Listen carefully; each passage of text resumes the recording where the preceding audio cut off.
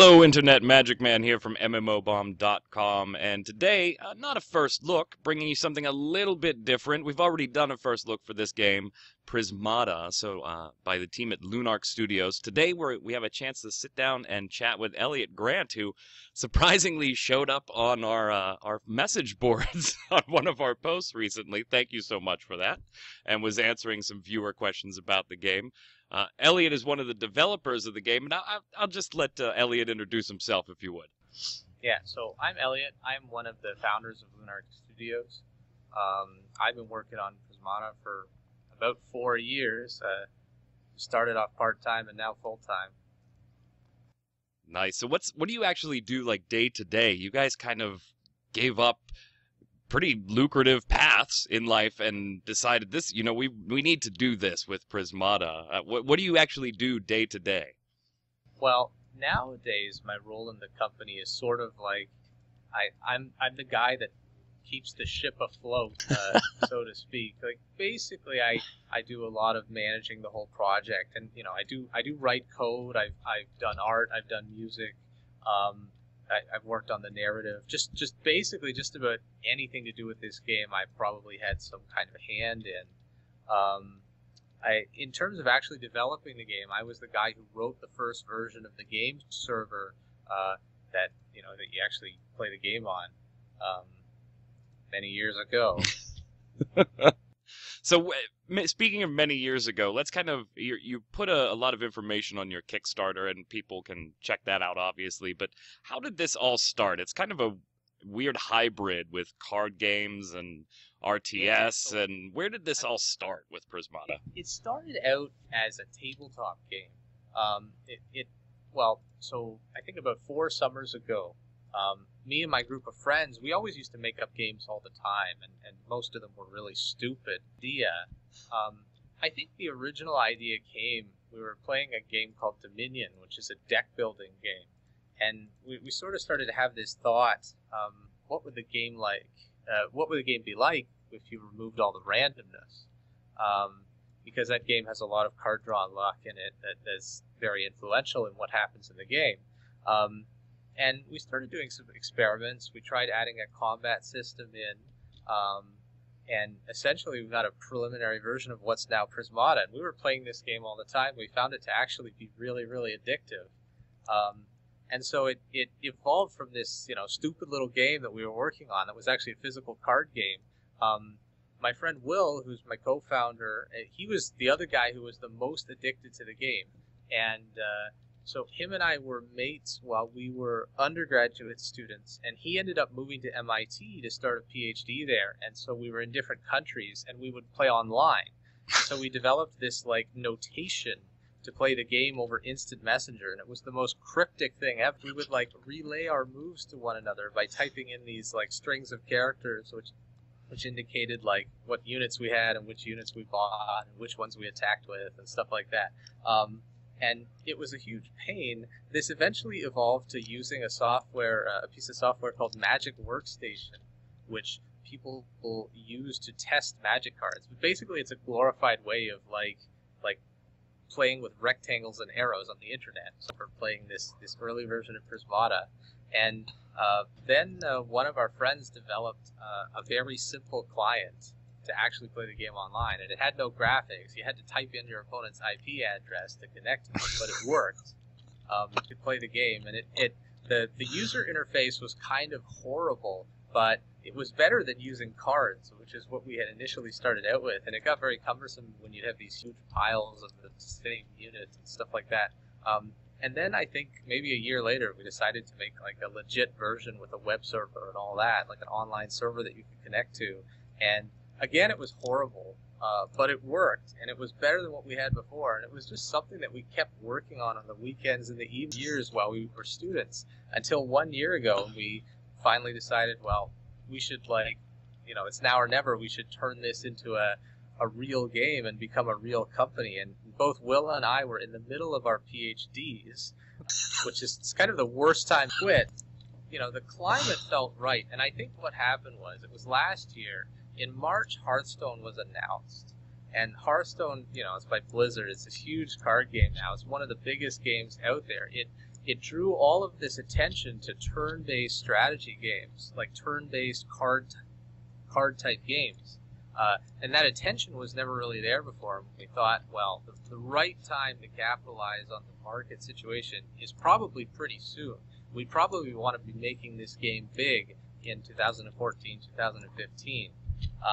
So it's either now or never. And we'd also started showing this game to a lot of our friends, and they were just playing it all the time. You know, we, like, in the Kickstarter video, there's our friend Mike, and he was one of the guys that we showed the game to very early on, and he played the game for hours, and he taught all of his friends to play, and they taught all of their friends to play, and they were just on our game server playing every day for months. Just, I don't know. To us, it was incredible. We were getting all this good feedback, and they were all like, yo, when's the game coming out? No. And they were all like, yo, you gotta quit. You gotta start a company. And so I decided to just quit and start a company here 1 year later. Nice. So you got this all up and running, sans doctorials and everything. But now you've kind of moved to Kickstarter, which is, it's a bit different than what we normally see. We normally see somebody come up with the great idea that they want to try and make into real life, and let's go to Kickstarter to get the money to make it happen. You guys kind of went the other way and said, we've got this idea, we've already brought it to life, it's living, it's breathing, people are playing it. Now we want to make it better, and that's what we're looking for Kickstarter's help with. That's kind of the feel that I get. Is that what you guys aimed for? Well, yeah, and there's a couple of reasons. I mean, one is just based on the history of our own product. Like, we already had a product for so long. The thing about Kickstarters is that I think in 2014, gaming Kickstarters have really died down, or at least they've changed in the sense that people, they really only want to back either existing studios that they know have delivered a product, or they want to back some kind of, like, core idea that they can really relate to. And in order to get a good Kickstarter video, what a lot of people are doing is they're like creating a lot of pre-rendered footage that shows what the game might be like, and they try and wow people with graphics, and you know, it may be pre-rendered cinematics that doesn't exist in a game yet, or the game itself might not even be fun yet. And I think it's just a harder sell than it was 2 years ago when Kickstarter was really in its heyday and there were all these games that were raising so much. I think it's just a lot harder nowadays. And I think people want to see, you know, they want to see that the game's actually going to get finished. They want to see that you're further along than you used to be. And I actually think our timing is close to optimal. Like, we have a playable prototype. People actually play it. We can actually give out keys to people who pledge on the Kickstarter pretty much immediately. I think it's actually a lot better way to raise funds. And for us, we had a bit of funding to start out with. We sort of pooled some money together as the developers to build the, you know, basically build it up to where we have it now. You know, we do have a little bit of art in the game. We have a little bit of music in the game. So we got started using our own funding. And now we're just looking for more funding to sort of keep it going and continue to be able to build the game and add stuff and so on. Very cool. Very cool. So we posted a first look video last Friday on Prismata. So if you're looking for, right now I'm showing some just generic gameplay. I'm going up against a couple bots here. And if you want to check out how to play and the rules and what's going on with the little cards and icons on the screen, check out the first look video for that. But there is one key component that I wanted to ask you guys about, because it does play like a card game. I don't know how card game you would consider it after you've been in there playing for a little bit, but as far as the look and feel, it definitely has that Hearthstone, Magic the Gathering, cards on the table vibe to it. But I would hesitate to say that you're building decks or strategies like that, and that's something you guys even point out on your Kickstarter and some of your promotional videos, is that there's not really a one strategy or a one deck per se that wins all. There's random units added to certain battles. Right now I'm showing the 5 random units I got in the particular battle that I'm going up against right now. That's a pretty unique feature. Talk about that a little bit and what that adds to the gameplay rather than takes away by putting a random element in there. So it is something that we've seen in a lot of tabletop games, that they'll somehow introduce some kind of randomness by changing the availability of things that you can buy in the game. And so we've now put this into a competitive online game. And the effect that it has is it introduces a lot of variety and novelty without the unfairness you get of a typical like collectible card game, where you can get really horribly unlucky with your initial draw and then just like have a really bad time winning, or sometimes just be completely unable to win. It accomplishes that goal of having variety and not having like a pre-memorized opening to play every time, without some of the costs of the deck building model. And I think that the deck building model is mostly a business model that a game is slapped on top of. You know, you have to buy packs, you open them, you need rare cards to build a deck that's good, and you need to open so many packs to get all of the cards you need in order to make a good deck. That model doesn't fit as well with our game, because what we discovered is that, like, we tested a mode where you build decks in Prismata, and we honestly just found that it wasn't nearly as compelling or as addicting, because you didn't get this novelty every time you played a new game. You would just play the same opening every time, and you'd get matched against another guy with a different deck, and you'd both play your openings, and sometimes it just felt like an auto win or an auto loss. So balance was one issue, but the biggest issue is just when you have a different set of randomly generated units every game, especially when you're first learning the game, you start to see all the combos, and you start to see all the interactions among the units. And every new game presents this new set of units, a new set of interactions and combos to discover. And what happens is when people finish a game, they want to start another game right away, because they get to see that new set of random units. And it's the most exciting thing, and it actually makes the game really addictive. And I think it's a great mechanic for a game like this.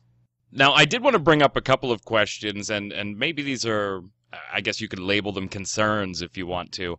When we did our initial write-up, there were a few people that gave feedback, and you jumped in and actually answered a bunch of questions, which was great. Thank you. We always love seeing that back and forth. But I think a couple of them were maybe valid concerns, and let's talk about them a little bit. First up, it's in a browser right now. And when we did the first look, I mentioned that it's in a browser now. That's not the end game here. You guys are actually looking to do a full client, right? Well, so the idea is, this thing right now is built in a combination of C++ and Adobe Air. And right now we are building it for browser. So we're deploying the alpha to a browser, and the reason is because it allows us to basically push new versions without forcing people to update. It allows us to have all kinds of people on different systems, Windows, Mac, Linux, whatever. As long as they can run the Flash player on the browser, they can play the game. And so for us, it's been a great way to deploy the game, get it out to people without a huge burden on us maintaining a lot of versions. So right now, the browser has been excellent for the accessibility of the game. And going forward, we'll probably keep the browser version, but there's absolutely no reason why we can't build a desktop client. In fact, a lot of the time when I'm streaming the game, I play on a desktop client, which is sort of a private dev client for the game. And it has a few problems, so we haven't released it publicly yet. But at some point, we'll make the desktop version of the game publicly available. If we go the route of going on Steam, obviously we'll have a Steam client, and there are many Steam games that are built using the same underlying interface as ours. But yeah, like our plan isn't to keep it in the browser only forever, for sure. Are things other than PC on the table in the future? I mean, it kind of lends itself to that whole mobile experience. For PC, Mac, Linux, every PC platform. Now mobile, that's an interesting point. So we sort of thought that from the start we should design the game such that it's easy to port to mobile, because maybe a port to mobile will be something in the game's future. And it is. So we don't rely on right clicking, for example. That's built into the game's design. Now, when the transfer to mobile will happen, or when the mobile port will happen, is a bit uncertain because of two things. One is that games like Prismata typically haven't done as well on mobile as people would have thought. The reason is Prismata is a pretty hardcore strategy game, and our audience is typically a pretty hardcore set of players. And the mobile market tends to be flooded with more casual offerings, and they seem to do better. Hearthstone is maybe the one exception of a pretty serious strategy game that had some success on mobile. And so we may be starting to see a change where more hardcore and serious strategy games become more accepted on the mobile platform. And I think going into 2015, 2016, if we start to see that type of change, then we're definitely going to leap on it and get a mobile client out there as soon as we can. But right now our priority is to work on the game itself, sort of get it as good as we can get it, produce our initial release of the game, including the campaign, which is something we're spending a lot of time on, and then think about the mobile port a bit later. Now, the UI itself, as far as what everybody's seeing on the screen, obviously you've got the big alpha in development, graphics not final flag all over it. The UI itself was another concern some of our readers brought up, that they kind of didn't like it. It maybe wasn't as intuitive as they would have liked, or it didn't have the visual appeal. One of the items on your Kickstarter that your funding is going towards is not only server architecture, but also more art. And you kind of mentioned that earlier, that the art is still evolving. How are we going to see things like the UI or the cards themselves or the character art? How is that going to change once you reach your Kickstarter goals? Styles of the characters and the background will be in the visual novel cutscenes in the single-player mode. It's basically fixed. The user interface, something is undergoing a lot of development and has been for years. And actually, our focus initially was all in terms of functionality. Can we provide a functional interface that allows people to interact with the game? No, and I think we have made a lot of progress in that category, because right now there's people who play the game in blitz mode. It's 6 seconds a turn, and you're swiping your different piles of stuff. You're buying stuff using hotkeys. There's all ways you can interact with the game to play it very efficiently. We don't make you wait for animations at any point during the game, and we always display all of the information about the game state on the screen. So you can just take a screenshot and show somebody the entire position, and it communicates the whole board state. So what we've tried to do is make that very clear in our user interface. And I think one of the challenges with a game like Prismata is just that it's very different from a game like Hearthstone or Magic the Gathering in terms of its rules or in terms of how the game works. And, if you've never played Magic the Gathering before, the game is actually really, really confusing to them. If you come in with the expectation that Prismata is going to be the same, you're going to think, oh, wow, that looks really confusing. I don't really know what's going on. And it's really just because there's a bit of a learning curve there to understand that Prismata is a different game, and the way Prismata's resources and combat work are a bit different. And what we are going to be adding going into the future is, first of all, a lot of polish on the user interface just to make everything look better, make the important statistics and important numbers on the screen pop out a bit more, and add the types of animations that show you what's going on. Like right now when you attack, it's like you click a dude and this big white ball flies out, and it's the same white ball for every dude, and it goes into your attack pool, and it's not really all that clear what's going on. The plan is to add a whole lot more visual effects that accompany all the actions in the game. So like if you have a unit with a finite lifespan and it ticks down at the start of your turn, that would get some kind of animation, like a little clock ticking down or something to show you that a change has happened or something's going on. And these types of animations would be present throughout the interface. Right now, they're sort of few and far between. Like we have animations for things like sleep and things like chill, and we have placeholder animations for a lot of the other events in the user interface. But our artist Dan, he's working on all kinds of crazy particle effects for all this stuff. You could see some little glimpses of it, like when you end your turn, if you have leftover energy, then it will do this little rot animation, and you can see this sort of spark come out of it.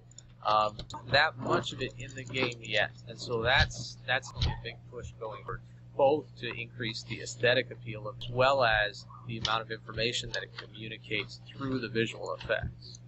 Now, I'm getting a lot of different unit types, and I've played probably about 24 games, and I'm still seeing unit types in my +5 and +8 panels here that I haven't seen before. How many units are actually in the game right now? So I think right now there's a base set of 11 units, and then there's a random set, which I think right now we got at about 60. We're adding 3 more today, so I think we're past 60 now. The plan is to get up to about 100 units, and actually we're planning on continually releasing new ones. And we're not restricted to card stock that must go through a print job, at least a new set every 3 months or 4 months or whatever, in the traditional model of a collectible card game. We can introduce a new unit basically whenever we feel like it. We've sort of set up our infrastructure in such a way that it's very inexpensive to create new units.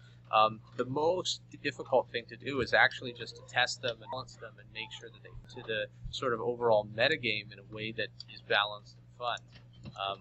But in terms of actually adding new units to the game, we can just do that all the time. And we intend to continually add content to the game to keep it vibrant. And we haven't really decided whether it's one new pack every month or something like that. And this is something we're looking for feedback on as we move forward.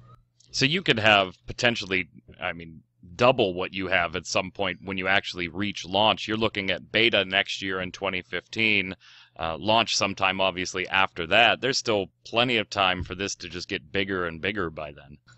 Yeah, and I think we're going to see sort of a slow crawling launch. Like in this day and age of these online games, beta and launch has sort of gone out the window. Like even a game like League of Legends, they're just adding new stuff all the time. The game is never done. It's just there's always stuff to add, and I think it'll be the same way for us. So at some point we may just take the beta sign off the window the way Gmail did, something like that. I don't know. But the point is, throughout the whole development cycle, whether it's alpha or beta or finally out, we'll be continually adding content. Now, you guys have talked about not only all the units being free of cash purchasing or some type of monetization, but you actually put a little footnote in your one trailer about, hey, no, it's really free. There's no grind for any of the units either. You just have them. Is that the plan going forward then? Would a new player that joins today and a new player that joins a year and a half from now, both would instantly have access to whatever units are available at that point? Yeah, absolutely. And we have this thing that we call the Prismata promise. And the idea is we want to have a level playing field for all of our players so that you don't have to pay or grind to unlock anything that gives you any competitive advantage. And there's a couple reasons we do that. It's not just because we feel like being nice. It's because that 20-year-old business model of buy packs, build decks, play a game, it's just not a business model that fits our game that well, because it drastically reduced the amount of enjoyment that people were getting out of the game in our form of testing. And so we don't want to put any paywalls between people and the ability to pay at a high competitive level.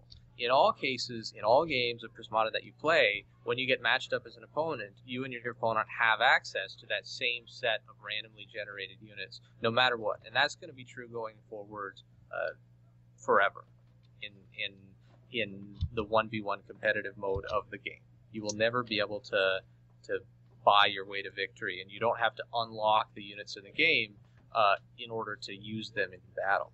Now, there may be some kind of initial training phase where you have to level up a little bit to get before you're certified or something to be able to use all of the units in battle, but it won't be any kind of long grindy process. We may even allow people to skip it entirely. Almost more of a tutorial at that point. There may be some kind of initial tutorial that says, well, at first you're not playing with everything, you're playing with a smaller set of units. But that's our intention isn't to ever put a gateway in front of the tutorial. But a lot of other games have done similar things. I don't know. And there's more to the Prismata promise than just that. We never want to put any gateway in between people and the game itself. So we're never going to lock you out of the game and go on Facebook and ask your friend for a life or anything like that. You'll only be able to play the game. Well, then that kind of leads me nicely into my last question, and it's probably one of the biggest ones. We write for a free-to-play gaming site, so we're all aware of pay-to-win and those fun terms like that, and everybody's interested in how things are going to be monetized. So with that promise, how do you get that to jive with your monetization model so that you actually can make this profitable and make money to sustain what you guys have going here? You've talked in Kickstarter about emotes and skins and things like that. Is that all we're going to expect to see? Is there booster pack options, expansions? What are you guys thinking long term to just keep yourselves sustainable and make some money while you're at it? Yeah, so we really do want to generate revenue because we want to reinvest it into the game. And as this company grows from a 10-person company to a 20 or 30 or 50-person company, that actually makes a huge difference in the amount of content that we can deliver, the quality of the experience, the player base that we can generate playing the game. So it's hugely important to us. It's not something that we're neglecting. That said, there are 4 ways that we plan to generate some revenue. And it might not be the case that all of these generate the same amount of revenue, and we may reallocate our resources as necessary to whatever seems to be creating the most engagement and generating the most revenue. But the 4 ways are, number 1, cosmetic stuff like skins and emotes and stuff like that. You'll be able to buy skins for your units. You'll be able to unlock random skins as you continually play the game, stuff like that. And we've already added these emotes to the game, and we found that we get a lot of engagement out of them. And customizable emotes, the ability to have sets of skins such that when you collect them all, you can get certain types of special effects or animations on your units. We really want to go like all in on these cosmetics and do a really bang-up job of making exciting content that people want to have in the game. And we've already seen people are really excited about it. So that's number 1. Number 2 is single-player content. Now, we are going to have a campaign in the game. It is going to be free, and there will be expansions. The plan is for them not to be free, but that may change. I mean, who knows? But if people are really digging the single-player content and they want to see more single-player content, more missions, more puzzles in the game, then sure, we can start creating those and sell them as packs. It's unclear whether or not that's going to be like the be-all and end-all, something that we spend all of our efforts on, or whether we're going to focus more on the skin side of things. The other 2 ways are raids and arena mode.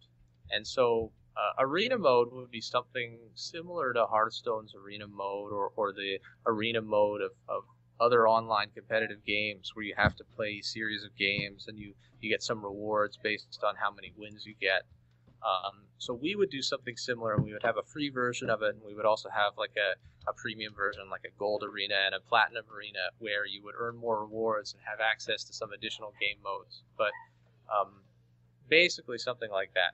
And raids is something we've had on the back burner for a while, and we did a lot of play testing of last year and the year before. And raids would be a PvE mode where you gang up with your allies and try and defeat bosses that sort of spawn minions that attack you. And so raids would be monetized by some kind of items that would, I don't know, give like a boost in the rewards that you and your party get when you defeat the boss or something like that.